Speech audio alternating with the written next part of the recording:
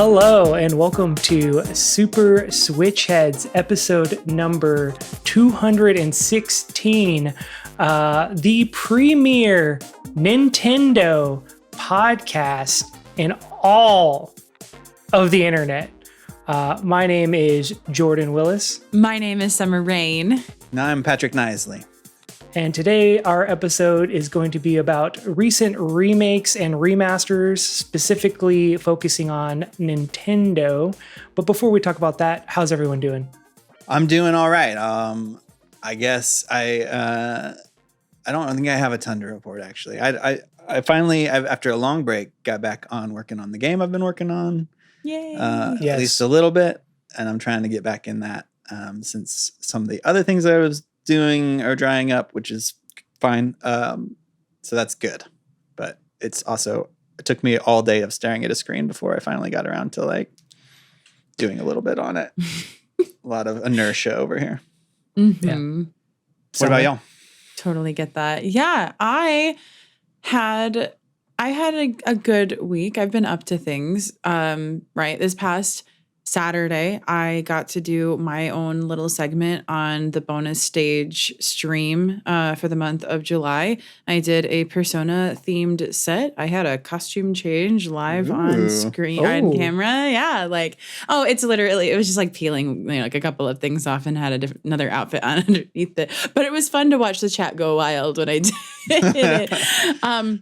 So that was a lot of fun. And then I went to this thing here in Oklahoma City called Street Meet, which is like a basically like free like modeling and photography like networking kind of event, right? So it doesn't cost anything. You just like go and do it. And I used to do a lot of like cosplay related things, and they have been advertising like cosplayers like feel encouraged to go. The theme was formal, so I just kind of put a formal look together for An Takamaki, who was the character I was already cosplaying for that performance that I did, and went out there and did some photos, and that was fun. Other than that, it's just been a big old gamer again.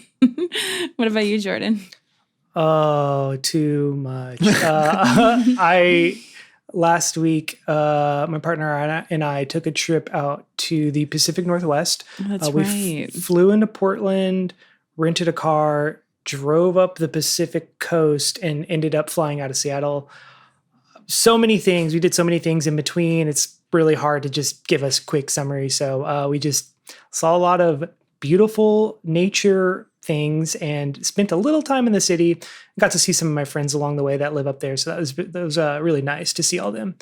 But other than that, yeah, it was also her birthday yesterday. So we did all that kind of fun stuff. We went to the pool, we went to Deep Eddy Pool, had a pool burger after, did some bowling, ate some pizza, birthday things, just having a good time. Yeah. Pool burger's good. What is a pool burger? Just a burger you eat at the pool?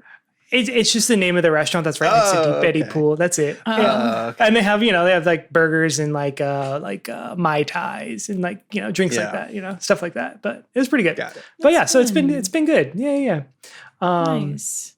But anyway, yeah, now I'm going to kick it to Patrick because though I am attempting to host at the beginning, I'm not fully there yet. So now I'm kicking it to you, Patrick.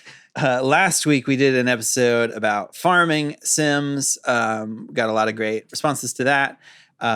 But over on our Discord, some of the comments about some minor things not so related to that, starting off with Karuseta mentioned that they're also not much of a Genesis person when we were talking about the NSO new games. Nobody had much to say that episode. And then also helped me remember the name of the Jason Schreier book, Blood, Sweat, and Pixels, that I was trying to reference when talking about Stardew Valley, which was also a big part of the discussion on the Discord. KSBOKC talked about that being a surprising game that they put a lot of time into, and pointing out that there are some therapy sessions that you can... I get those targeted ads all the time of like, go to therapy, play Stardew Valley. So yeah, if that's your thing, go look for it. And also Walker Nexus Ranger mentioned that it's one of the most relaxing and most stressful games and was their escape during the pandemic. And we also had some other comments from folks on the Discord, Cool Uncle Vince, Donnie Tello, and also our buddy Robert Segovia is very excited about you two, our new hosts. Thanks, Segovia. Thank you. We're all very excited. If you're out there listening to this episode and you have something you want to share with us about something we say in the news or the main topic, definitely send us a note, whether it's on Discord or through any of the social media platforms. Definitely reach out. And also, we appreciate it if you are not watching on YouTube, if you wouldn't mind hopping over to the YouTube and hitting like and subscribe. And with that, I think that's it. We'll move on to our news and rumors segment. First up, we're going to be talking about this for a while.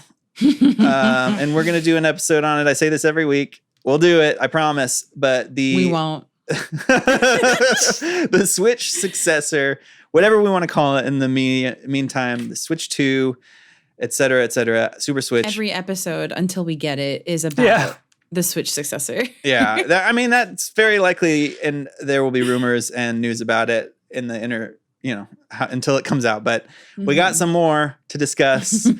I think this may have been fake. It was kind of first shared over on, I think 4chan is where it came from, but there's a discussion that came up on Family Boards where somebody posted an image of sort of like development website that you can get to if you're a developer for games for Nintendo, saying that it had now added NX2 as like a system under the developer support.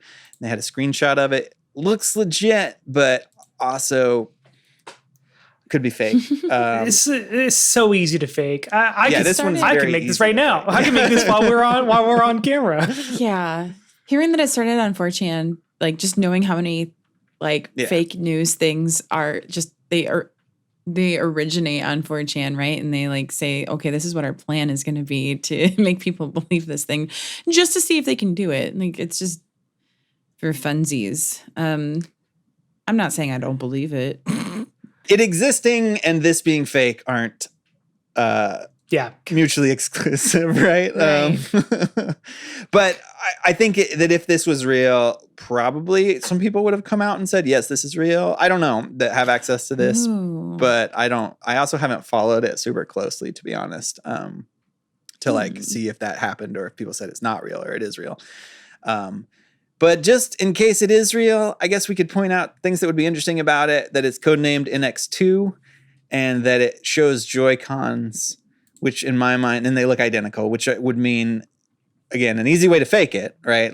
But also that would mean the Joy-Cons would be backwards compatible, probably, which I think they should do if it is similar form factor, but I don't know how y'all feel about that. Also, we can talk about that stuff on that alleged future episode, but...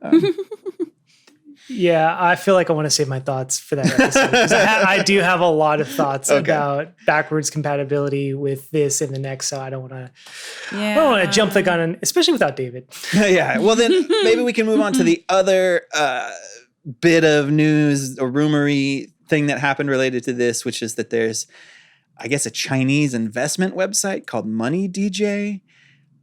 Again, this is where we're getting out into the weeds here, but that said that a manufacturer of metal cases for electronics called Hongzun, in their projections, their first quarter of 2024 projections showed they were going to make a lot of money, which people are, I guess this website is suggesting, is because of a Switch successor.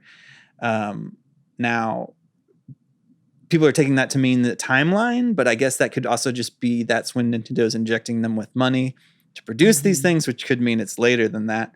But I don't know. Again, this doesn't feel like super definitive evidence, because what if that's some other, you know what I mean? There's layers of telephone happening here, right?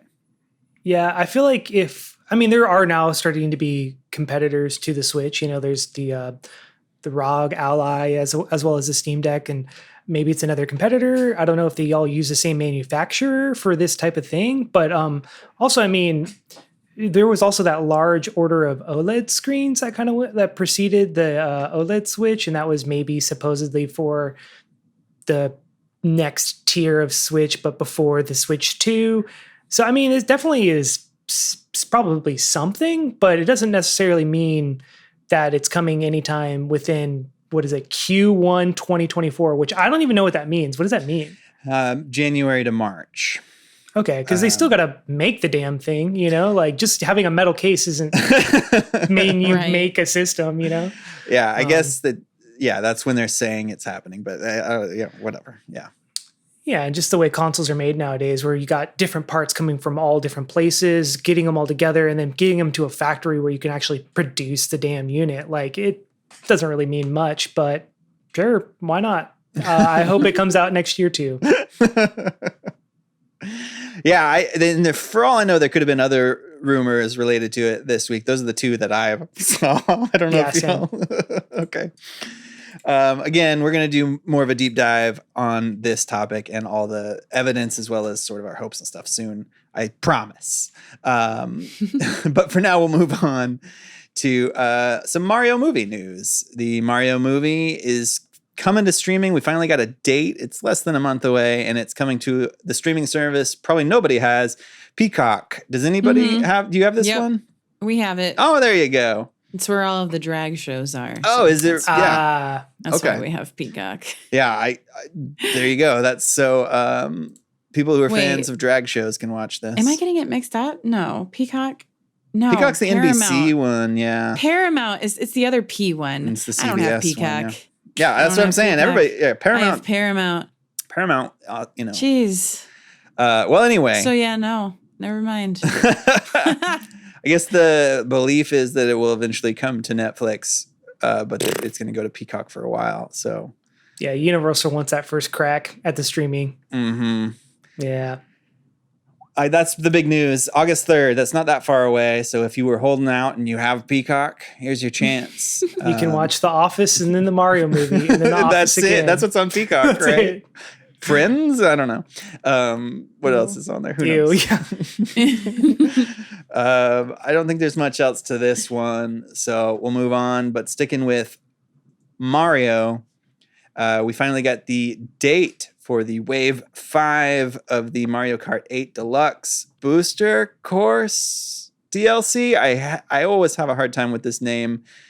It's super long and confusing, but Mario Kart 8 Deluxe Booster Course Wave 5, something like that. You did it. Coming out right. July 12th, which is the same day this podcast comes out. I don't know if it'll be out, release times are sometimes confusing for Nintendo because they're trying to do worldwide stuff. So sometimes it's in the morning, sometimes it's at night, but maybe you're already playing this. Let's all play tonight, guys.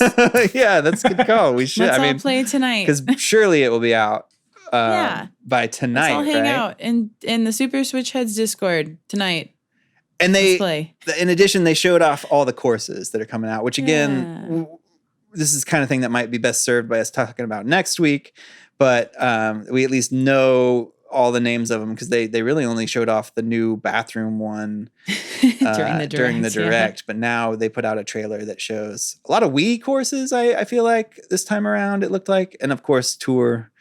And then there's the new characters coming out as well. So anything now from anybody on this one so far? Any tracks that y'all were looking forward to or? Oh, breaking. Apparently, I just checked the Discord. It's David says it's tomorrow at 8 p.m. CT. We're responding to Donatello. So hopefully that's true. On Tuesday, maybe. Yeah. So maybe it's like the 12th in Japan or whatever. I don't know. I'm excited for the new characters more than anything personally. Oh, really? Yeah. Well, you'll get to be Piranha Plant, man. I think someone said that in the PD Discord. Piranha, but yeah, I didn't want to. Okay. All right. Fair enough. All right. No, that's fair. No, I don't like PD Piranha as much. No, I'm not crazy about the design of PD Piranha. Editions. Oh, yeah, that too. He's just like in a diaper. What's up with that? I don't have like hatred for PD Piranha. I just it's not a base enemy. But like, were there people holding out and waiting for comic? I don't know. Like, where's Pauline? Oh, dude, that's fair. I think comic. It makes sense with the Mario movie coming to streaming so soon. I feel like that's the comic ad personally, but yeah, I think all the Mario characters, right? Yeah. Yeah, I'm really waiting for any Donkey Kong characters. Yeah, You know, I know I think that's the that's the big ones we all want. I feel like, but I'm kind of surprised they're dropping 3 at once. Is that right? Yeah, 3 characters. So Seems presumably like a there's lot. 2 left. Yeah, I also like wonder if they're gonna do a big thing for the last wave, like not just the courses and the 2 characters, but something else. You know, like not that they need to or have to or I even expect it. It feels like they could, but I don't know if they would. I don't know if y'all have any opinions on that. But I feel like that's why I was surprised they did 3 now, because I feel like that would have been the thing they do at the very end to kind of like blow it out. But yeah. Which is why I get what Patrick's saying is maybe they have something else unrelated to courses and characters that's waiting in the final. Yeah, push I don't of know what that would DLC. be, but like No, but that's the point, and we'll get it, and we'll be like, "Wow," or we won't, or we and- won't, and it'll be fine. Yeah. No, but like I was having a similar thought though, that like I could see them pushing something else with this. I mean, I personally, as much. I'm never going to play tour. I would love to see maybe like the outfits become additional unlockables that That all would the be cool. characters have, which is why we need Pauline because she got some cute outfits. But I would start playing as Rosalina because she got some cute. Sorry. This is like, no, that's good. That's like half the reason I play like mobile games, but that wasn't enough to bring me into tour. Bring the outfits to Mario Kart on the Switch. Yeah. The thing I would love is more battle maps, but I don't think they're going to do that at this point. Yes. No, you're right. We're probably not getting that either. But I would also like more battle maps because we have what, 6? Yeah, it's pretty limited, especially And now I would love that there are 100 regular courses. and there's plenty of old ones that they could bring back. It's 96. Yeah, I rounded up. But, It's 96. If you're gonna PD Piranha me, I'm gonna 96 you. Actually- That's fair enough. Fair enough. Oh boy. Well, we're going to talk about this more next week after it comes out, give our thoughts on it so we can save anything else and move on to the game that everybody's talking about, right? So excited. Everybody's talking about this. Pokemon Sleep. No one's talking about it, but I'm excited. Summer is excited to talk about it. I love sleep tracking and I love Pokemon. Let's go. This is made for you. Yeah. They put out a trailer or a video about the actual use of it, right? What was like a Pokemon Presents from early this year? What, January or something? I don't even remember when they first showed this off, but now we're seeing It was probably in February. details Right, on Pokemon about Day. it. Right? So I guess there's a lot of like gameplay we don't have to get into, like, but you have like a Snorlax and you do stuff with it. And then here's the part that I'm stuck on. You have to put your phone in your bed, right? Yeah. It says you can't, like, I guess to have it move when you move and stuff. And that's just weird. I don't want my phone in my bed. And I think I'm probably not the only person that feels this way. I don't know. Like, I don't know. I guess my hang up is, so I'm not against that being a form of the tracking because not everybody can afford like a smartwatch or a Fitbit or whatever. But I would be curious to see if this app is going to also have compatibility with some of those other programs like those watches, because I think that would be the alternative. People who already are using sleep tracking with some kind of a watch device. Yeah. So that's what I'm curious about. And I guess you can like unlock different Pokemon who sleep in different ways. That's I don't enough know. for me to put my phone in my bed. There you go. You don't have to like it, Patrick, but my phone is going in my bed. Oh, I'm fine for you to do it. I prefer my phone to be in the other room at night. No, I don't disagree, but I wonder if this just like how Pokemon Smile helped me to develop a better toothbrushing regimen, I think this might help me go to bed. Yeah, I think that's what this is for autistic adults like me, okay, who need help with this regulation, and we have that part of our brain that's dedicated to Pokemon. Yeah. So this is what they realized has to be done for us to get with it. Is there any monetization to this? Do you know? Like, I don't know. There wasn't any monetization to Pokemon Smile. Okay. So it might just be a fun project that continues the Pokemon brand. Yeah, I guess that's what it is, right? It's free You could- Pokemon advertising. You could do the Pokemon Go Plus accessory, like if you already have that, or that might You can put that in your bed. Yeah, you can do that instead of your phone, which might be enough to convince me to get it.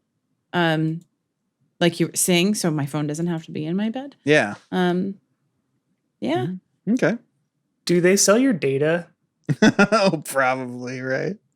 That's if it's free and there's no monetization, that's like my gut reaction is they're probably selling data on the back end somewhere. Not if it's releasing globally, because Oh. Europe and yeah.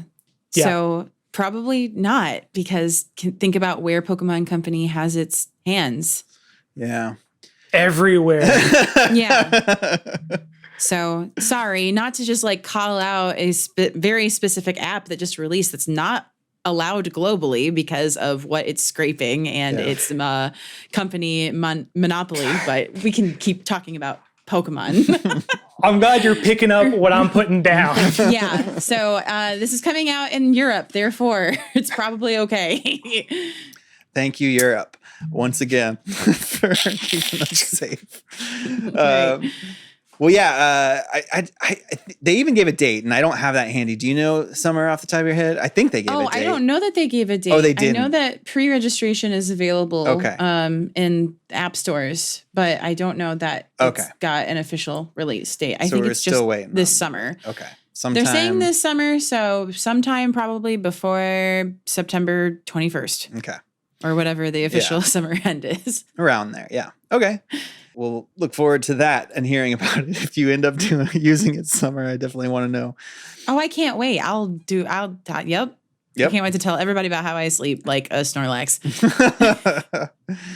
Well, we're moving on to some Sega news. I'm just happy to see this trend. Last week we talked about Kickstarter backing away from the blockchain, and now Sega.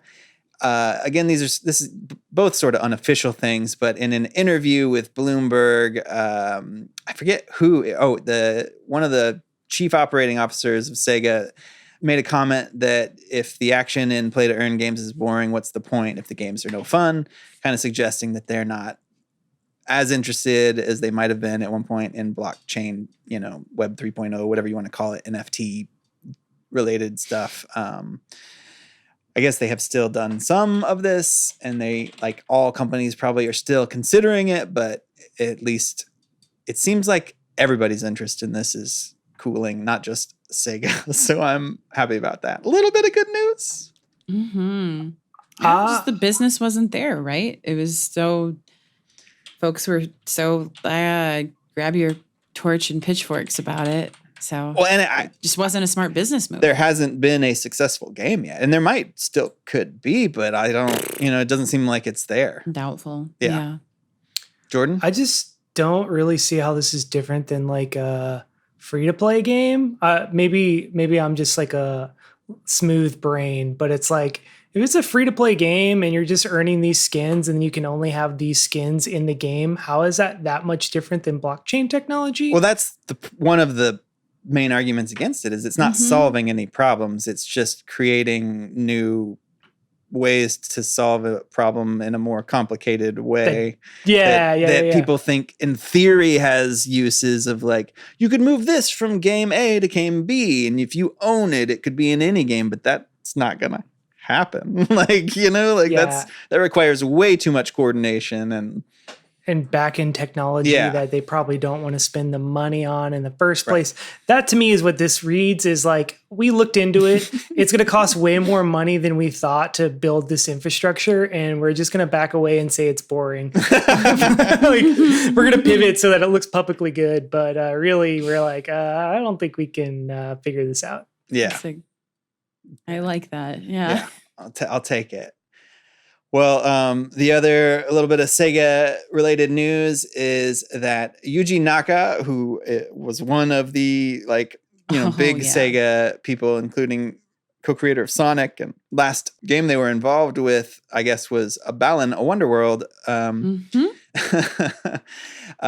No longer at Square Enix, in part probably because they've been arrested multiple times over the last year or so for insider trading with selling some, or purchasing and then selling some shares in video game companies, I believe, ahead of game launches and that sort of thing.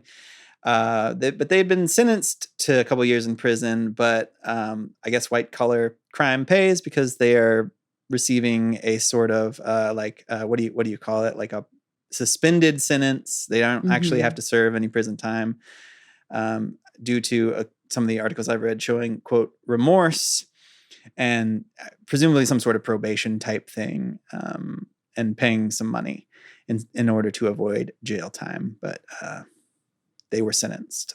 So I don't know how to feel about that. I don't know all the details. I guess I feel gray about it. I am like weirdly overly curious about this whole situation, and I've started to work on a script. I want to do like a deep dive comparison of his whole scenario and as like a comparative analysis to the plot of the musical of The Producers. Because I feel like that's what Balan Wonderworld might maybe, we can make more money with a flop than a hit. Is what this whole like thing maybe kind of if we sell all these stocks. And but that's enough fun that from me for now. I'm in. I'm in. It makes for a good story, at least. Yeah, whether it's true or not. Yeah. Right. That's part of it, is like sensationalizing it. Because that's why I think it's funny to take this whole situation around that. I don't know. I'm starting to see people now say Balan Wonderworld was good, actually. And I'm like, no, don't say that. Well, to Yuji Naka's credit, they were only on it for a while, right? Like halfway through the development, and they kicked him off or whatever. So this is his penance. This is what he gets. But I mean, it's just another like white collar crime that just won't have the same punishment as some other crimes, and it doesn't matter where you are in the world apparently. But whatever. I don't know. It's going to be what it's going to be. Can't really do much about it, but yeah. So what does that mean? Suspended sentence? Like, what does that mean? I don't know. That's the term that's being used in all the news articles. I'm guessing that might be some sort of Japanese thing, but I'm guessing it's like probation, right? Like early, like you don't have, you're sentenced to jail, but if you check in with your parole officer every month and you pay your fine, then you don't have to go to prison, right? Or something like that, I'm guessing. Okay, that makes more sense. Yeah, so basically just as long as he doesn't fuck up, he won't go to prison. But right. Okay, all right. Yeah, like sentenced to prison but doesn't have to do it kind of a thing because he showed remorse. So, yeah. Again, these articles are not like explaining the Japanese legal system very well. So, and I am not an expert on that. But yet I think yet once we do The Producers, Anyway, I think that does it then for our news segment. And we're going to take a break, and when we come back, we're going to talk about, like Jordan said at the top, Nintendo's sort of recent just like, I don't know, avalanche almost of all these remasters and remakes, especially of the GameCube era. But we're going to get into all of that after this short break.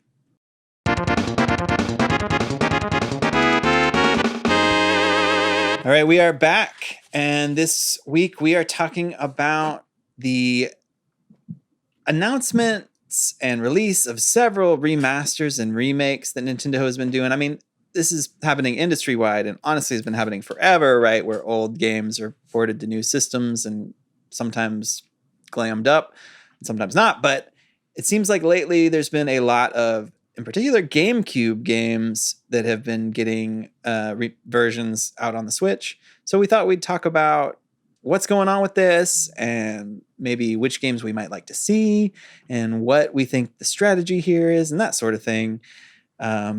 In particular, I guess the big one would be like Metroid Prime Remaster happened. What was that, last year, right? Am I getting my time frame, or was it early this year? I am. What is time? What is I think time? it was last year. Yeah, that is like throwing me off. And then most recently, we got Pikmin 1 and 2, also originally GameCube games, coming to this, or now on the Switch. We know this isn't Nintendo, but I think it's a Switch exclusive. The Bat and Kaitos remaster is coming. Mm-hmm. And we've had some other ones over the course of the Switch, like Mario Sunshine, specifically from the GameCube. But we've had lots of other sort of like Link's Awakening, all this stuff. Like, I guess we're going to talk about sort of this broadly. What do y'all think's going on right now with Nintendo and doing all these GameCube releases? So it outrules like a GameCube NSO. Yeah, that's channel. A big thing. 100%. Right? Yeah. And like, it's kind of a bummer, but at the same time, and even then I'm like already hesitant to say, oh, it gives me hope to see certain games get remastered. But at the same time, maybe the GameCube like catalog just isn't quite the same, like comparative to some of the other channels that we already have to put out a whole app for it. The GameCube, like titles on the GameCube were not evergreen like some other systems were. And I think there maybe is just like a handful of other games that some people, GameCube fanboys are gonna hate me for saying this, but maybe just a handful of other games that would be worthwhile doing something to bring them. There's not as much third-party support, maybe, that they could draw from. Not that they seem to on every app. I don't know. I feel like the GBA and it was a weird time. And the right? Yeah. Because the GameCube was out at the same time as the PlayStation 2. Yeah. And that had insane third-party support. It was way easier to develop for. We didn't have a lot of weird third-party games on the GameCube, like in my household, because they were cheaper and easier to find for the PlayStation 2. So that might, I mean, that not to get too away from the main topic. No, that's like that might be, from my perspective anyway. That might be part of it too. But I think to your initial point, bringing this in is a good one, and that we should talk about a little more. Which means, at least it seems like right now, at least for the Switch, however long that lasts, these might be the NSO systems we have, right? Like I don't think we're they're not going to add any more, like the DS or something. I don't know, and at least again right now it seems like Nintendo values these games enough to sell them individually, some with a lot of work, some with just some upscaling and some widescreen, like Pikmin, right? And maybe that's okay. I don't know. I kind of would prefer a app, but at the same time, this allows you to pick and choose and have them arguably be a little bit better, right? No, this is what's going to happen. They're going to double dip. So Switch 2 is going to come out, and then they're going to drop the GameCube NSO, and we're all going to be a bunch of suckers and be so stoked. But they already got their money from us this generation. That's exactly what's going to happen. I think that's what they do all the time. Yeah. They've been doing it for years. Right. And so they're going to double dip, and we know what? We're all on a pro plan anyway, so we're going to be fine. We're going to pay for them, and then we're going to get them for a discounted rate because we all split a family plan in some way, shape, or form. But yeah, definitely not getting any more systems for the rest of the Switch life cycle, however long it is. To me, it just reads as like we are really nearing the end of the Switch life cycle. And they're like, how can we extend this in a way that people will be excited for? Because a lot of people have been asking for these games for a long time, and they're going to be excited to get them regardless of what they had to pay for them. So I think it's just there. And it's the development time on these. It's a grab and slap as as grab it and slap it. He's grabbing and slapping onto the Switch, Well, maybe we can talk about that, because I do think, the Pikmin 1 and 2, while they did upscale or whatever, up-res the graphics, and they made them widescreen, which I don't know if the Wii that Wii was in like in between, but regardless, that's all they did. Those are the same games, but like Metroid Prime Remastered felt like they spent a lot more time on it, right? It was a complete overhaul, wasn't it? Yeah, Jordan, I you're feel a like, Metroid expert here, so you. Yeah. Also, I did look it up. It did come out this year, which is really hurting my brain. It came out Okay. in February of this year. Okay, it's like I knew Oh, it was wow. the end or the beginning. Yeah. I can't believe was- February of this year was last year. Nice. Oh, what Yeah. is time? All right.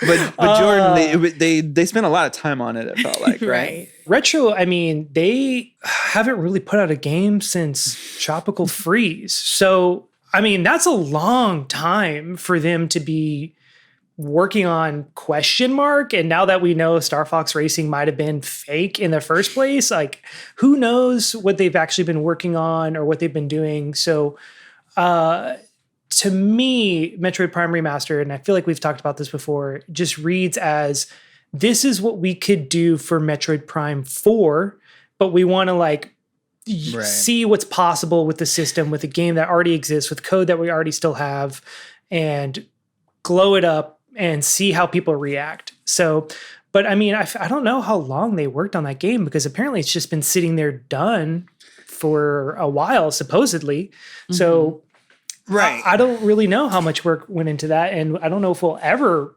truly know how much work went into that. Which gets me to, which I think is interesting about the Pikmin and Metroid Prime is that they both feel like, I feel like Metroid Prime Remastered was meant to come out closer to Metroid Prime 4. Yeah. Right, which is kind of what you're saying. And I think Pikmin 1 and 2 came out obviously close to Pikmin 4 as sort of I kind of wish they'd come out sooner because it's really close. But I think it feels like maybe they're using these older games to kind of feed the franchise, right?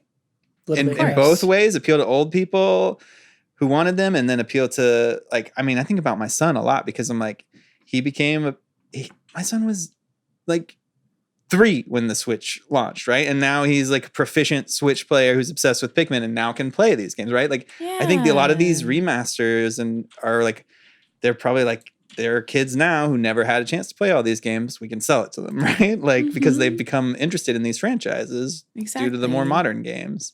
I rambled and went away from my original point there, which is that it seems like they're using them to kind of fill in with games that are coming, at least in those two cases.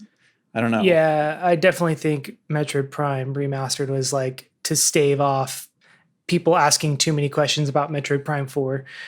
Like, where is it? It's been, I feel like I even said on this podcast, whenever they announced it, I was like, it's 5 years away. And I feel like it's been 5 years now. And now I'm like, shit, maybe it's 7 years away. I don't know. Oh, gosh. It does seem like they're using these games also to pad out the end of the Switch, which you kind of lifespan, which you said. We don't know what that is, whether that's 6 months, a year, 18 months, whatever it is. We know it's probably somewhere in that range.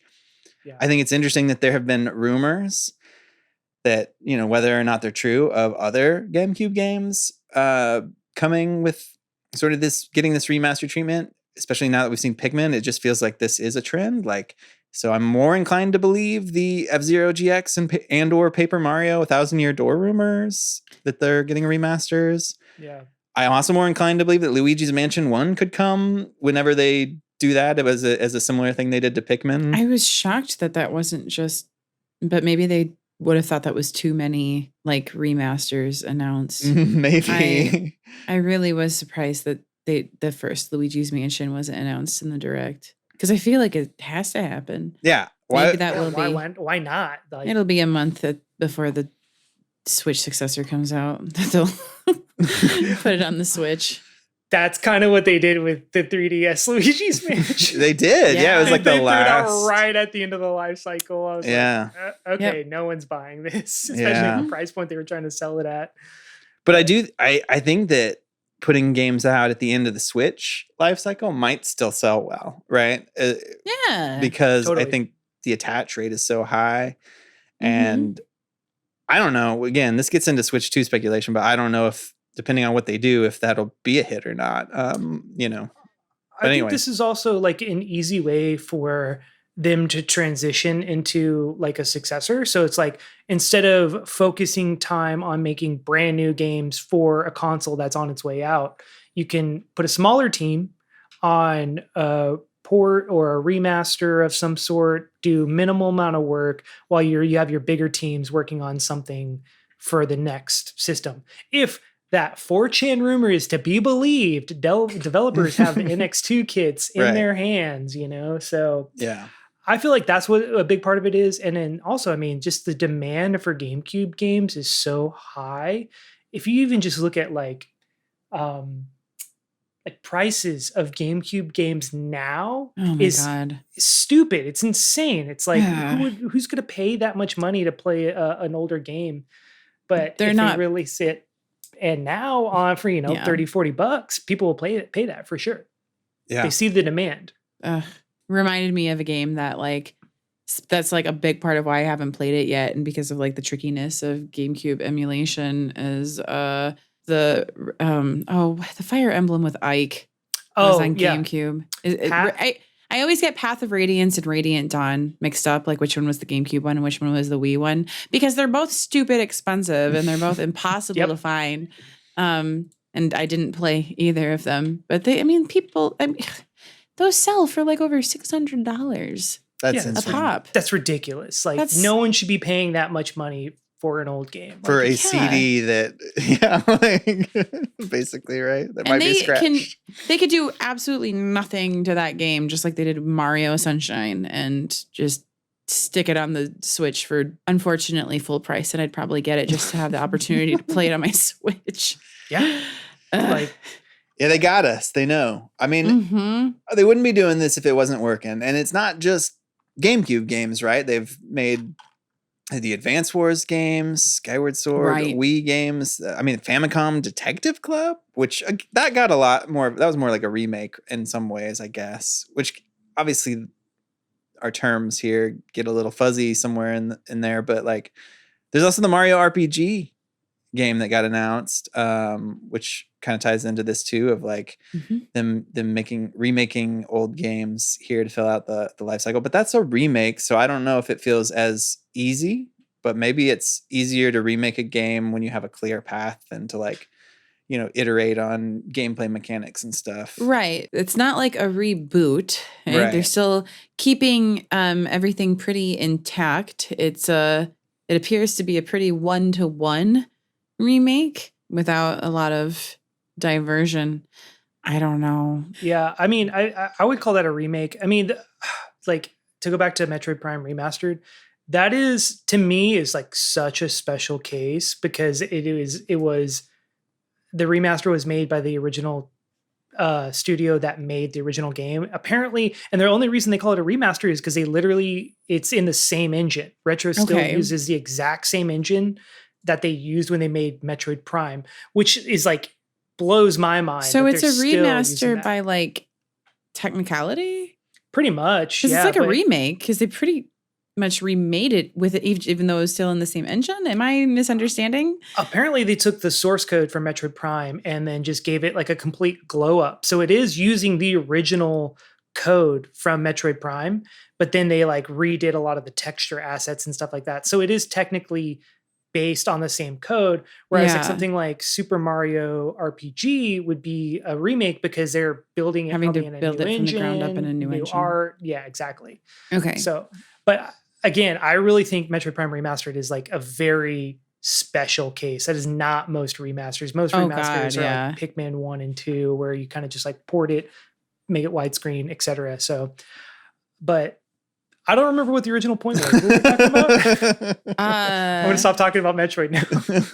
Until a No, little I bit. mean, it was important for us to slip into semantics a little Yeah, bit. like, and what's a like remake? definitionally, where do we all stand? Because people love to argue about this on the internet about certain games. Like, is it a remaster? Is it a remake? Or is it a reboot? Just a So- straight port, or or a straight port. Yeah.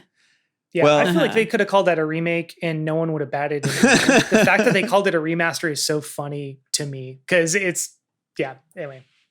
Yeah. Here's a question for y'all. If this is Nintendo's strategy to close out the Switch with a handful of remasters and or remakes, are there any games especially GameCube ones, since those seem prime for it. Joke, pun not intended. That y'all want to see, you know, in this next year or so, or whatever it is. Prime 2. I think that makes a lot of sense, actually, right? It does. They did the Pikmin 1 and 2. I was just going to say, they did it with Pikmin, so it makes sense to do it with Metroid. And then practically every Metroid game is then bam on. Which, again, like, Switch. feels like maybe they threw out this Metroid Prime remastered game because they're like, we need to appease Metroid fans who are waiting for 4, but let's hold on the other 2 to release like we did with Pikmin closer to, right? To keep that hype going. I don't know. Yeah, it honestly, when that came out, I was like, shit, 4 is so far away. That's what it felt like to me. Because I was like, dude, they could still do 2 and 3, even if they just did more straight ports, not even like the remasters. Yeah. Or like a remaster that's more like in line with Pikmin 1 and 2, and everyone would be happy. So yeah, I mean, it's just interesting to see like what exactly they do to these games to like bring them forward too, because it's minimal, but also just modernization, you know? Because GameCube was still 4:3 screens, like CRTs and stuff like that. So just kind of interesting to see what exactly like that entails, you know? Also, I feel like we have to comment. It's very weird that they call it Pikmin 1. The icon says Pikmin 1. They didn't call it Metroid Prime 1 when they remastered it. You know what I mean? Right. Like, it should be Pikmin Prime. I don't care. Like, you're right. Yeah, it should be Prime. Like, it's just a bizarre, but also that's funny. People refer to it as Pikmin 1. I almost feel like the convention, people don't say Metroid Prime 1 very much, right? Like, but there is a convention in Pikmin where people are like Pikmin 1 a lot. So maybe they did it for that. It's just they've changed the name of the game with this. Well, you have to know that it's not Pikmin 2, Patrick. Yeah, you better know. True. I don't know. That was a little aside. Is there any other games y'all want to see be remastered or remade? I feel psycho now saying like Fire Emblem Path of Radiance, because I've been like, oh man, we're gonna get freaking some other Fire Emblem genealogy of the Holy War. But like it's not like Radiant or Path of Radiance isn't deserving, because that's also like a beloved game. A lot of people say that if you love Three Houses, that Path of Radiance is like what you should play next because of the storytelling and the focus on the characters. And then selfishly, I know Pokemon is its own thing anymore. But listen, we got a new Pokemon Snap, so anything is possible. I would love Pokemon Coliseum. Maybe if they combine Pokemon Coliseum and Pokemon XD, which was the sequel to Pokemon Coliseum on the GameCube. Fans adored these games because they functioned in a similar format to the traditional handheld games, but it had a totally different story to it. Like you started out as an ex-con, basically, blowing up your ex-team's hideout. You're a criminal. Yeah. In Pokemon Coliseum. That's why everybody loved it. And you started with an Espeon and an Umbreon as your Pokemon instead of like traditional starters. Yeah, that's so different. Also, that's why people loved it. It gave us one of our favorite villains of all time, Mirror B and his team of 5 Ludicolo. Pokemon Coliseum is awesome. Would love to see I'd be happy. Do you want a remaster? I'd be happy with a port. I know. I'm not going to compare it to Pokemon Diamond and Pearl because those were handheld remakes from like the Nintendo DS, right? Pokemon Coliseum was technically a console game on the GameCube. I'll start having that conversation about Pokemon Black and White which is the next generation of Pokemon after Diamond and Pearl, that I'm like, I don't want you to remake it. Just give me a port. Just give me a straight port. Don't remake it. Yeah, I'm with you on that one. After what happened to Diamond and Pearl, like Black and White are perfect. Just port them. Just don't even do it and don't touch them. Don't do anything. Just straight port them. I'll stop talking about Pokemon. I hijack it. This is not a Pokemon podcast. That's fine. I'm not here to turn it into one. But I want to go back to your point about Fire Emblem, and I think that Fire Emblem is super ripe for Western releases of all these old games. I think, obviously anything that's NSO, right? Like they would just put out there, but well, I guess not, since they sold us the NES one. But, but like, right, like anything that would have been on the GameCube and forward, I could see them. Path of putting Radiance out. and Radiant Dawn, they just like were not on my radar yet as games to buy. I was a child, right? Like God, how old was I when I was playing GameCube games? Probably like 13, 14. I mean, maybe even younger than that, like middle school, I think. And I was playing Pokemon, right? I was like super defendant about Pokemon or nostalgic for Pokemon. I really didn't know about Fire Emblem very much until like the end of high school. And that was only because of handheld games that like people were like, I didn't like this game. You'll probably like it. So, and just being in that situation and understanding that there's probably a lot of other people that feel the same way as me with these older Fire Emblem games, and then wanting to be able to play it, like, and knowing how much these copies are is just so gross. So gross. I'm not above emulation. I'm not. Yeah. But like, I want to play it on my Switch. I want to play shit on my Switch. Yeah. I don't want to sit at my computer to play Nintendo games. I want to sit at my computer to play computer games. And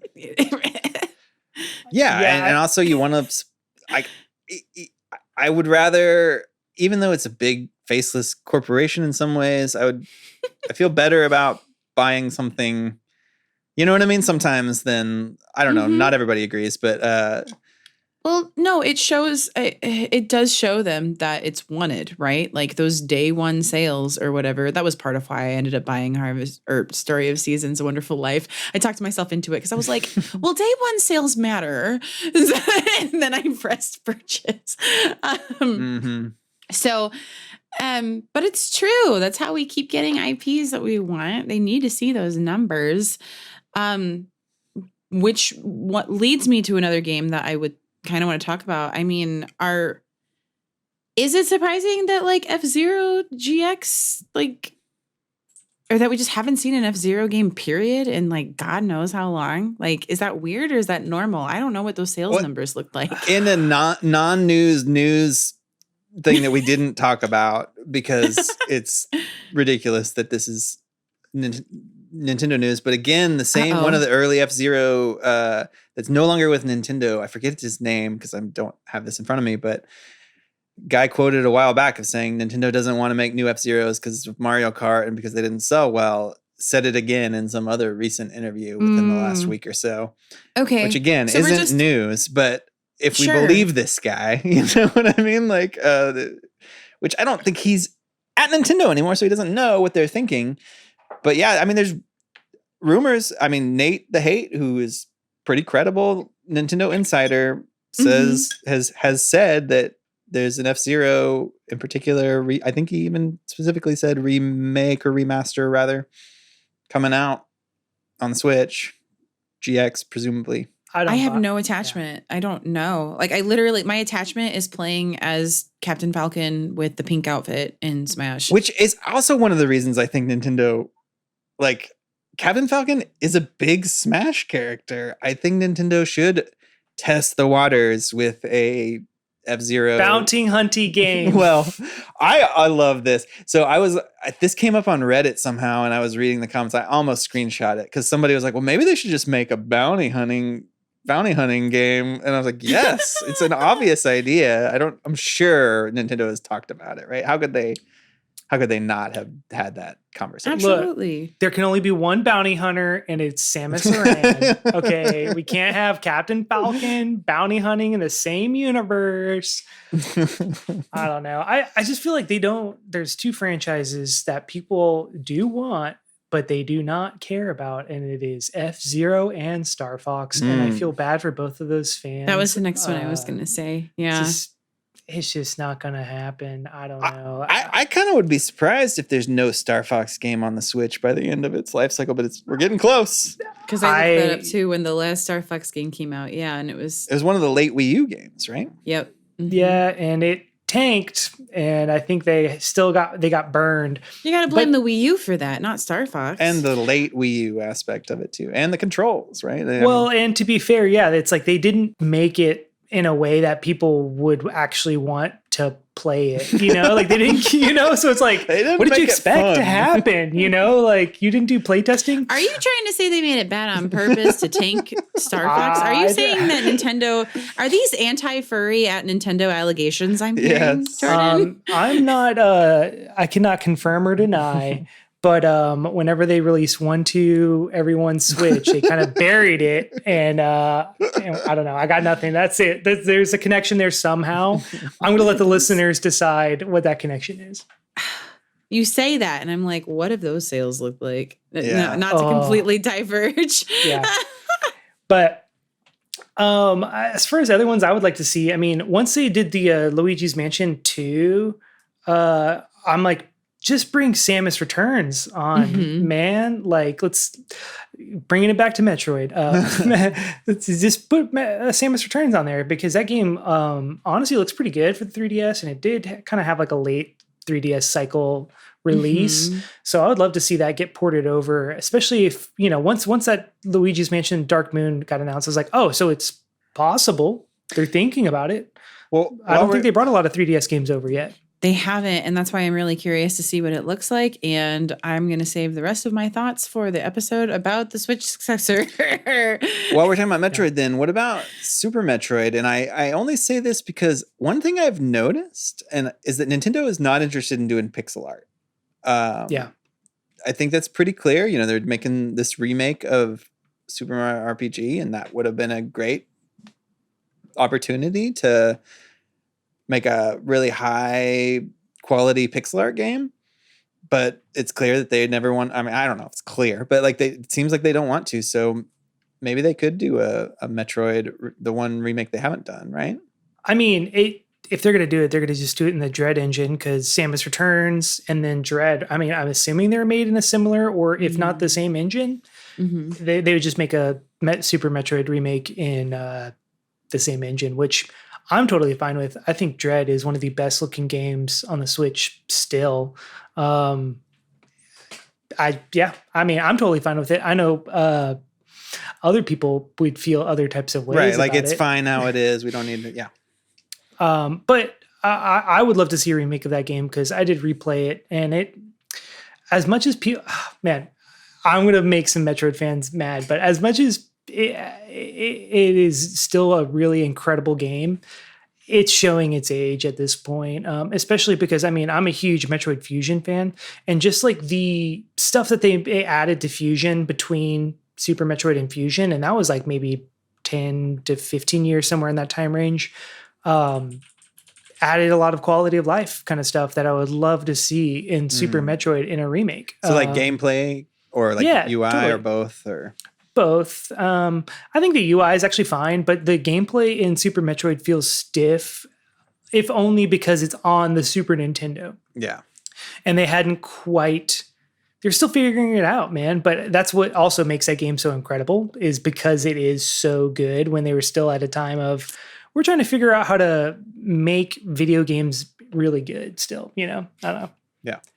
But I would love to see a remake. Mercury Steam, after Dread, I'm like, dude, do whatever you want with the franchise. They can do no wrong. I'm cool. Like I'll play with whatever you got coming up. Yeah. Here's a question for you two, and I'll answer it maybe as well. But what justifies, and because we kind of got into this with Super Metroid there, what justifies a remaster or a remake? And what do you, if they're going to remake or remaster one of your favorite games and bring it, is it just bringing it? Is that all you want? Or do you want those quality of life enhancements and UI and graphical enhancements and stuff? I like this question because I don't know how to answer it. Is it game specific? Maybe that's true too. Absolutely. Because I think about this in relation to, so thinking about Super Mario Sunshine, they did jack shit to that game, right? before bringing it over? Because it also ended up Yeah, there's some parts where I fell off, where it felt like I shouldn't have fallen off because of the camera, right? Where I was Super Mario it. Sunshine is like it's a port, right? Or is it an HD upscaling? I mean, I think they I could be wrong, but I think on the Switch the graphics maybe are upscaled a little bit, and then obviously it's widescreen. It still made me sick, so I still just couldn't play it. I like full admittance about my turn to talk about my smooth brain. I just cannot play 3D Mario games. Like any of them, even like Odyssey. I watch other people play them. Yeah, I just get that's so sad. I get motion sickness. Yes, I'm a fake Pauline fan, actually. So that's okay. You can like things that you know. Yeah, I watch other people play those games. But especially, the old ones. So the newer ones, I can tolerate it for a longer period of time. I have to be careful with my camera controls. That's what I've learned is like I have to be careful with my camera controls. There's no being careful with camera controls in these 3D N64 and GameCube games, right? So when there's strict ports like that, they are still unplayable for smooth brains like me. I don't think you have a smooth. That just like it's not your fault that you have motion sickness. Certain games. I just someone said that to me once on the internet, and I was like, you know what? Fine, I'm gonna reclaim this, and I'm gonna start saying it so other people can't say it to me first. So, so I'm conflicted there because not everybody has that problem that I do. Like, obviously, it would be great if it was like made better, like camera enhancements were made better for people like me, but because it's Mario. That name Mario, they don't have to do, like I said, jack shit to it in order to sell copies of it, right? It obviously worked. There were justified complaints about it too, of people saying like they shouldn't have been charging this price for it and having done nothing to it. I am monologuing, but Pikmin. Now, I haven't played Pikmin 1 and 2 to know if the HD upscaling and the widescreen is... Patrick, do you feel like that, like more should have been done, or do you think the games were good enough and they just needed that visual enhancement? Yeah, it's tough. I paid $50. I had like $7 in gold points, and I had a $10 gift card that somebody had given me, and so I paid like $20 or what, you know what I mean, for both of those games. And it felt like great in that moment. But if I had paid the full $50 for both of them, I don't know, and maybe that might have felt like a lot, because it does kind of, because there isn't much done to them. And playing one in particular, it feels like, man, there are a few quality of life things that would have been nice to have in one. This is not me attacking you and trying to make you feel like you should have buyer's remorse. No, like, I don't. I'm just but trying to have dialogue about it. Totally. And that's my honest opinion is like... Yeah, I appreciate that. I appreciate you telling me that. I think it's great they're available, and I'm glad they aren't like $60 each. You know what I mean? But but it's still a decently high price, especially if, again, 1 is a pretty short game. 2 is a little longer. So, and I almost it would have been nice for those quality of life things, but like I don't know. Maybe you're also a special case though too, because I'm like, well, now you have them easily accessible for your son to be able to share them with him in that way, right? And he's able to play them without it being like too much of an issue, right? And is he complaining about the quality of life problems? No, like I mean, well, we both kind of complain in 1 because like there are just some simple things when the Pikmin are following you. They're not smart. Like they are honestly, they're smart in 2 to varying levels, but in 1 they get stuck on corners and they fall in the water, and the whole time you're kind of like, the AI probably just wasn't as good, right? And like that would probably require a lot of work to rewrite how the Pikmin think and move, right? But would it though if they already have that accessible in 2? Yeah, I don't know. Again, I don't know. I'm not a game dev. I'm not trying to like criticize that job, that role. Yeah.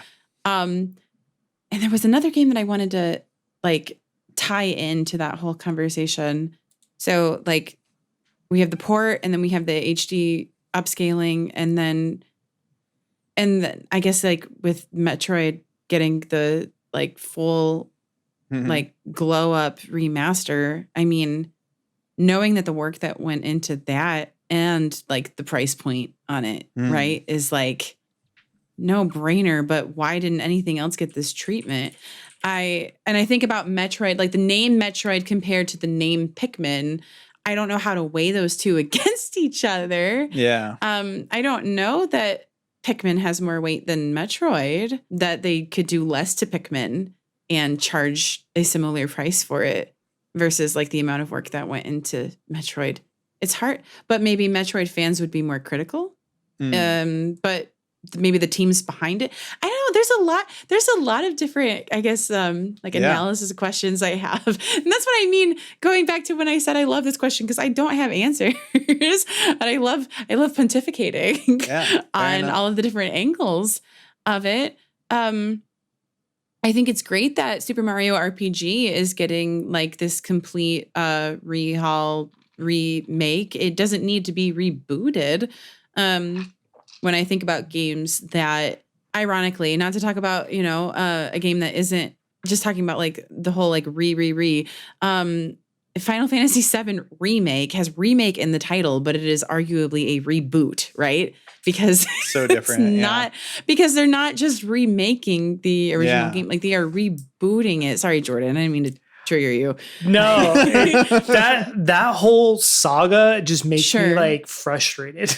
No, absolutely. It's not the same game, yeah. But other instances of when we've enjoyed reboots, I'm going to talk about the Pokemon games because people were upset with Diamond and Pearl being a one-to-one remake because previous iterations of, I'm going to say air quotes, remakes of Pokemon games were actually reboots, that they were like effectively inspirations of the original games, but then they added so much more to them, and then they twisted things that were like little treats for us hardcore fans. But it made it more delightful. It wasn't like I wish they kept it the way the old game was. It was all like fun additional things. And I'm not going to say one way or the other about Final Fantasy VII Remake, but folks were upset that Diamond and Pearl remakes weren't actually reboots because they were one-to-ones. And I think that's just an interesting conversation too, because they had set up this expectation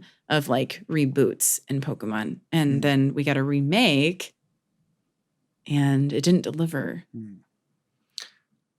Okay, Final Fantasy VII Remake should have been called Final Fantasy VII Reimagined. That's all I'm going to say, because... what's even funnier about that is that remake is just part one, right? And then we have part two, which is Rebirth. And then what's part three going to be called again? I don't care. I'm not playing any of these games. So. Versus, sorry, because I brought up Final Fantasy. So we know that we're getting the Final Fantasy IX remake now because they did like, it's not even a leak anymore. They're just like, okay, everybody knows it and we'll just casually talk about it now. We're not going to get an official announcement for it. But they basically told us that it is going to be like a remake.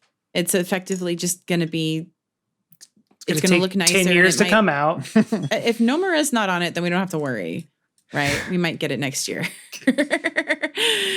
Yeah. I think they're hauling ass on it now because of that fan project. And I think that fan project's going to look better than whatever they actually have. But sorry, too much about. No, Final Fantasy IX is on the Switch. And that's how I played it for the first time. So I get to talk about it. Well, Jordan, to go back to our sort of question that launched this discussion, do you have any thoughts on what you prefer from a remake, remaster, or a straight port, or do you want upgrades? Yeah. Do you want... Okay, I think specific? It is like game by game basis. Mm-hmm. But I think honestly, one of the perfect, like the best examples was Skyward Sword, where it was a graphical like upscaling. So like the graphics didn't really change very much besides being upscaled, but they just added a lot of like little itty bitty quality of life updates that made the game infinitely more playable. I mean, was it worth $60?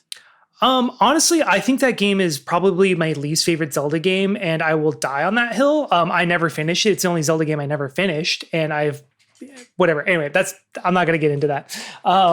Is it worth You didn't $60? answer my question. Yeah. Is it worth $60? It's your least favorite. Is it still worth it? I thought that was going to lead into, and it's still worth it. I thought you were going to. And I didn't pay $60 for it. That's why I have I paid $40 for it. And I said, you know what? That is worth $40 to me. Valid. Because I got it on a sale. So I waited. But just as far as like what they did to it, I do think it's worth $60 because it rides this like really fine line of they gave it a slight glow up and they gave it enough attention, so they they updated the controls, which I'm sure was not the easiest thing to do. That's but true. Then they also added, like a lot of little quality of life updates like autosave features.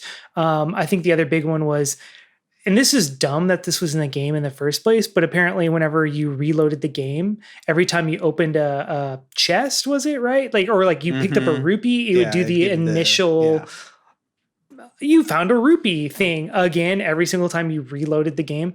So, I mean, in case you forgot. Yeah, in case you forgot what a rupee was in the 1 hour since you've reopened this game. So I don't know. I feel like they did a lot of like little quality of life updates that really kind of like made that worth it. And I think that's a prime example of like what I want out of a remaster, quote unquote, right. know? Like separating it from Skyward Sword. That's a great example, right? Like it's easy to get hung up on Skyward Sword, but like a bunch of little things is what you're saying. Yeah. Like I can see that. A lot of quality of life updates. If it's an old game, it's probably got some quality of life issues, right? And fixing a few of those can go a long way. And it's like nothing crazy, just like the things that we come to expect from a modern game. That's what I want out of a remaster, because you can tell, like, some games are still figuring it out. Like, as much as I love the Metroid Prime remaster, the one thing I wish I had added as a quality of life update was fast travel between every save point, because that game does really suffer from traveling back and forth in between, finding the exact same enemies all constantly. And it does make it to when I was playing through it again, I was like, man, this does actually feel like a 20-year-old game. Whereas if they added that one little like quality of life update, I would have been like, oh, this feels like any modern game that I've played. So I feel like Skyward Sword did a really good job balancing that, removed from the game itself. Yeah, for sure. But that's what I want out of a remaster, is just enough to like make me feel like I'm playing a modern game, but enough of the original that I remember that it's like a classic experience. Yeah. That's a good answer. I like that. Yeah. What about you, Patrick? Yeah, I'm gonna just piggyback on that. That's a great answer. Like I didn't have a better answer than that. Mine would have been it's game specific, but I think it isn't game specific if you take that route, which is like, I mean, that still is game specific because some games need that more than others, but like upgrade the graphics a little bit and then fix a few of the things that were bad about the game, right? Like, which is a great answer. I love it. Also, I was talking about Skyward Sword earlier today, and I would never have beaten the Switch version of that if my son had not been at my side, like cheering me to, you know what I mean? Like having somebody there with you that's invested too is so helpful in a game that has a little bit of a slog to it. Yeah. Mm-hmm. Yeah. I got about 80% through, and I got to a certain point that I think I was like, I think I get it. I'll maybe look up the ending. I think I get it. Oh, okay. Anyway, whatever. I don't. Yeah. This is not a Skyward Sword review episode. No. Whatever. But I said I wasn't going to make this a Pokemon podcast, but I'm going to turn it into one again just for a second and say that thinking about it more, like you guys were saying, that is like the special exception where I do like the reimagining aspect. And that was what made Diamond and Pearl just so disappointing, even though it was technically a good remake, is that we got so used to these like reimagining, like reboot versions of these games. So maybe that is the special case. And this is just me speaking, I guess, as the resident Pokemon fan. Because there are some games that I think deserve like this fun reimagining of how we all like did imagine it when we were younger, and turning it into this bigger thing. Not every game needs that. Some games really were just perfect when they first came out and just need like those quality of life updates, like Final Fantasy VII. but here we are. So it's okay. Ooh, yeah, The original still exists. You can play it on the does. Switch. Yep. Yeah, I'm also with you on Black and White because that was the last Pokemon game that like really blew my mind. Yeah. And I wouldn't change a damn thing about them. I don't Keep 'em think the I same. would. Like they fixed all, because going from Diamond and Pearl to Black and White and on the same system, they fixed a lot of the software issues that Diamond and Pearl had with speed problems and just connectivity, all of that kind of stuff. Sorry, I know I'm turning into that hardcore Pokemon fan again. Black and White were just perfect. And they say that your favorite generation is the one that you grew up with. Well, I was in college when Black and White came out, so I guess it's when I grew up. Don't change those games. Just port them, please. Well, one thing I wanted to bring up that ties into what we're talking about is the Bat and Kaitos remakes that are coming out. My understanding from the trailers related to those games are that, you know, they have some quality of life upgrades, right? I mean, they have the like you can speed up the game, you can speed up battles, you can have no encounters, you have some additional settings you can adjust and stuff like that. So I think that is it, right? Like it's, if the game is old enough or has those sort of little things, that's what we want. So it's game specific, but it's also that broad answer, I kind of feel totally. And those are updates that I have come to expect with a lot of those older JRPGs. Like that has been the case for Final Fantasies 7 through, well, I guess that's 7, 8, and 9. I can't speak to 10 because I still haven't triple dipped to that on the Switch. I don't know what that looks like yet. I think you can, I actually don't know. I'm not going to speak with authority on that. But 9, you had access to all of the cheats. And I'm pretty sure you do in 7 and 8 as well. So yeah, all those older JRPGs, like that's almost become like the norm. Yeah, I expect that. If I can't speed up battles, then I'm like, what are we doing? Well, I think we're coming to the close of this conversation. I know we could talk about this longer, obviously, but is there anything sort of to wrap this up or anything you meant to mention? Anybody wants to say before we close this out? Just that it almost speaks to it. We didn't talk about this at all. Just like our obsession with remasters as we get older, and instead of, you know, wanting new IPs or fresh ideas, and this desire for, you know, clinging to the known, but wanting to revisit it in new and fun ways. And I'm not saying that in like a negative or a positive connotation, just an observation. I'll say it in a negative connotation. I want new games. If any company is sitting there and like it is a either or choice, I would much prefer a new game, whether it's in an old franchise or a new IP. But yeah, but Patrick, what do you know about making a new game? It's so hard. Yeah, it is hard. That's why they do it, and because exactly what that's why you're doing it. That's why people they make. You know, it's a known quantity. They can, and it's easier. Yeah. And, you know. Well, maybe that's why I appreciate like the bigger reimaginings we used to get with Pokemon, because it still felt like a new game. Like I don't know that I would call Heart Gold and Soul Silver the same games as Gold and Silver. They changed so much, you know, same for the Ruby and Sapphire remakes. Like they changed so much in those games that it's hard for me to say, I just go play the old one. No. I mean, yes, but no, like they're different experiences. I say that as someone who's playing through Pokemon Crystal right now, and it's still like the old version, but I'll say it. Pokemon Company's getting lazy. Yes. But that's just in the past 5 years that I've noticed. I mean, with the rollout of Scarlet Violet, the release of Diamond Pearl, I was like, y'all are resting on your laurels a little too hard. We had weird high hopes for Diamond and Pearl too, because what was the other team that Game Freak didn't do those remakes? No. That's right. And it was like the only recent, well, I guess Bandai Namco did Pokemon Snap too, right? So the hit and the miss, I guess, right? Like new Pokemon Snap was a huge hit. Well, they put Diamond the good and team Pearl. on that one. No, you're not wrong, though. And I'm not saying a bad team was on Diamond and Pearl. I think they knew that the stakes were high, and they didn't want to screw them up, but by doing that, they managed to it's weird for me to say this. What they're doing to Final Fantasy VII, they should have done that to Diamond and Pearl. I'm sorry. I keep talking about Pokemon. You keep getting me doing that. It's okay.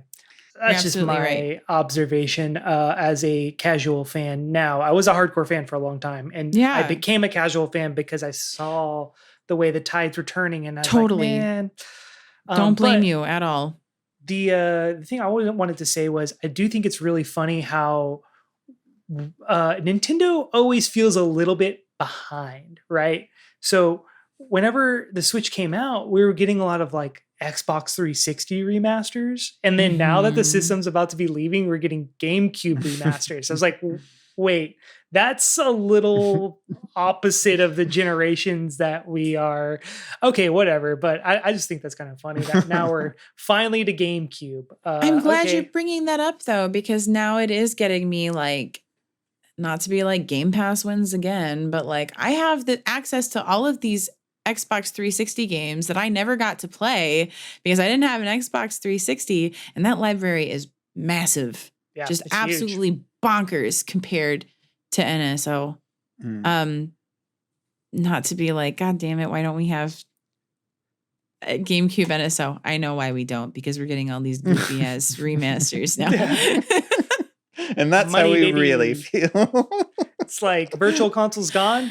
Don't worry, we can still cash in. Yeah. Oy. Well, I think we should end it there, unless there's anything else. No, I want to put it into it, Patrick. All right, good. Please put me out of my misery. That definitely does it for our conversation then. But if you're out there listening and there's a game, that you really think should come, GameCube or otherwise, to the Switch, definitely send us a note, let us know, or any other comments you have. We'd appreciate to hear from you. And with that, we'll take a short break. And when we come back, we'll talk about the games we've been playing recently. This week, the two games I want to talk about are Splatoon 3. I always talk about Splatoon 3, but I got fully back on my Salmon Run obsession because they had a mystery weapons rotation with the Grizzco Blaster, which is the best weapon in the game, in my opinion. And it was on the new stage, so that felt fun. And I got a lot of playtime on that. My son and I played a bunch of them, and it was just fun because when the Grizzco Blaster's there, you win. And so that's fun. And I got so obsessed again that I played a bunch on the newest rotation, which is kind of shitty, but like I'm just in it again. And then the other game that I started playing was Axiom Verge. With all this Metroid talk, Axiom Verge is a pretty faithful Metroid clone game. It's on the Switch. Came out in 2015 or something, but it's my first time playing it. I say faithful. It's got its own things and its own, approach, but it is very Metroid inspired. And it's been I got really into it. I'm about 7-ish hours in. So I think I'm about 3/4 of the way done. It's one of those games where I'm really thankful that they tell you how long you've played on the save file, because the Switch won't tell me yet for another 5 days or whatever. But I'm like, how far am I? Pretty confident I'm about 3/4 of the way through. Really enjoying it. I'm playing it on normal difficulty, which feels maybe a little easy, but not really, because I'm enjoying it. If it doesn't feel too easy, I die still, but the bosses feel a little easier than maybe they should be. Maybe I don't think the bosses are as hard in Axiom Verge as maybe they are in some Metroidvania type games. Mostly because I feel like you can just figure them out, which isn't, you know what I mean? There's if I stand here, I never get hit kind of a thing. But anyway, really enjoying that game. I wasn't sure I liked the story at first, but they did a great thing where they kind of start slow and then it kind of, because partly I was also I'm just a white dude that I don't care about. But as the game has gone on, it's become a little more intriguing. So that's what I've been playing. What about y'all? I've been playing more of my more of my farm, living life on the farm. I married Gordy, and we have a beautiful daughter. Her name is Kiki.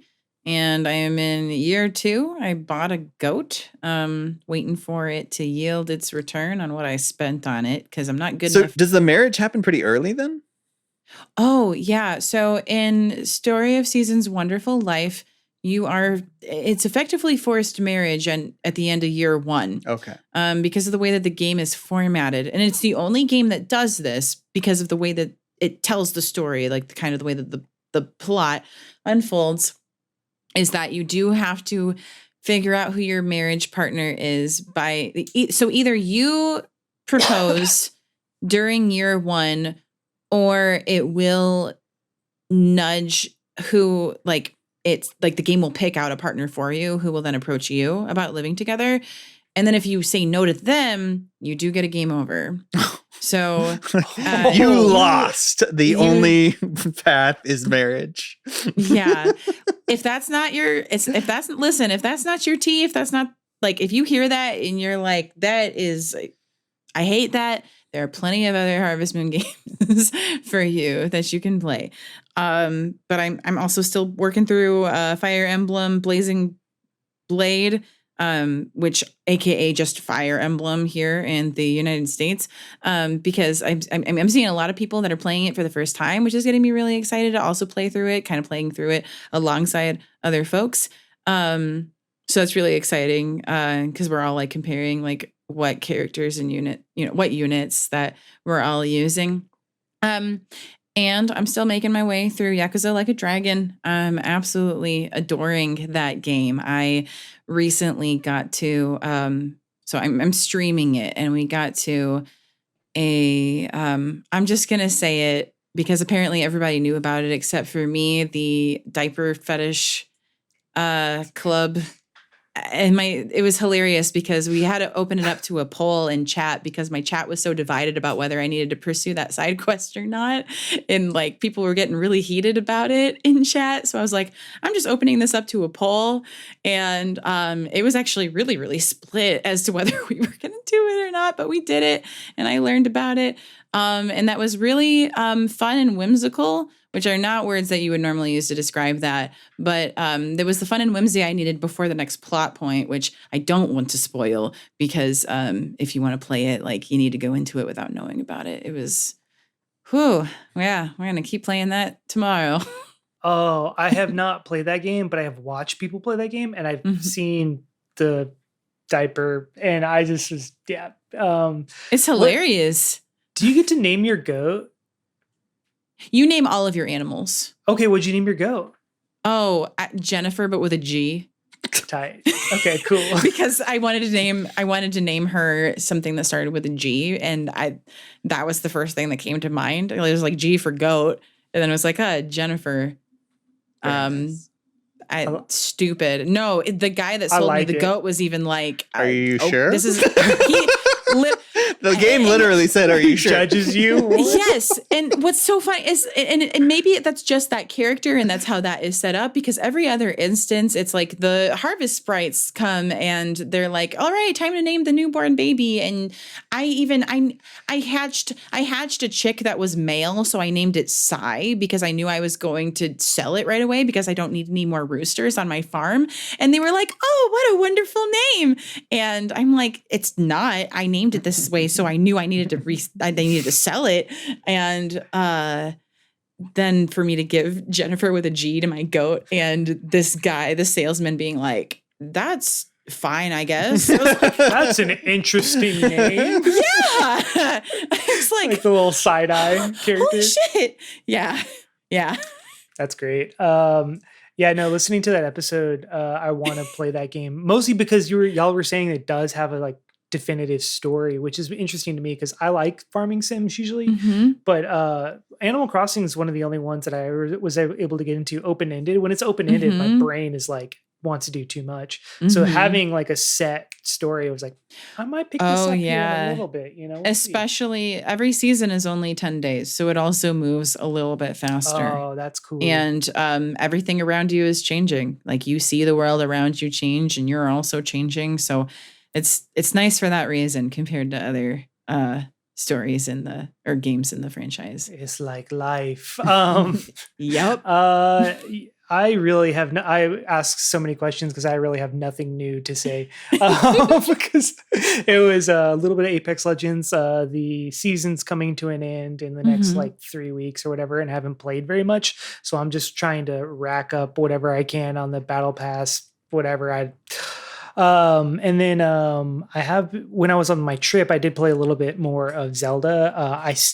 This is going to be funny. I have not updated the game since I think 1.1, something like that. So I still have the duplication glitch where you can jump off a cliff and duplicate a bunch of things.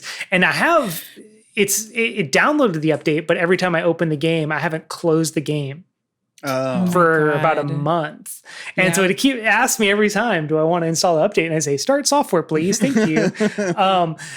So when I was on the plane or whatever, going to our destination, I was just like, man, I'm just going to sit here and duplicate materials to upgrade my armor. Because I have played the game so much that now all the enemies I get are like way higher level. And I do have the weapons to fight them. But if they hit me, it's like, 10 hearts and I'm just getting decimated in 2 or 3 hits. And I'm like, man, some of these armor upgrade requirements it's too much, man. And that is the only thing I'm going to duplicate is for that. Just like for armor upgrades. Horns or whatever. Yeah, so specific. And then sometimes, you have to wait for the blood on the blood moon to like come back around to these enemies. Yeah, it just is like too intense for some of the armor sets that I want to have leveled up. So anyway, that's what I've been playing, was like that on Zelda. I'm really close to the end of the story, but once I finish the story, I'm not going to feel like I want to do any of the side quests. So I'm trying to fill out some of the side quests. I finally made it to the forest. What's the big forest in all of Zelda? I've played every Zelda game and I cannot think of the name of the forest. The Zelda forest. Yeah. Hyrule the forest. Deku Tree Forest. Korok? Yes. The hidden. Yes. The Korok Forest? Korok Forest.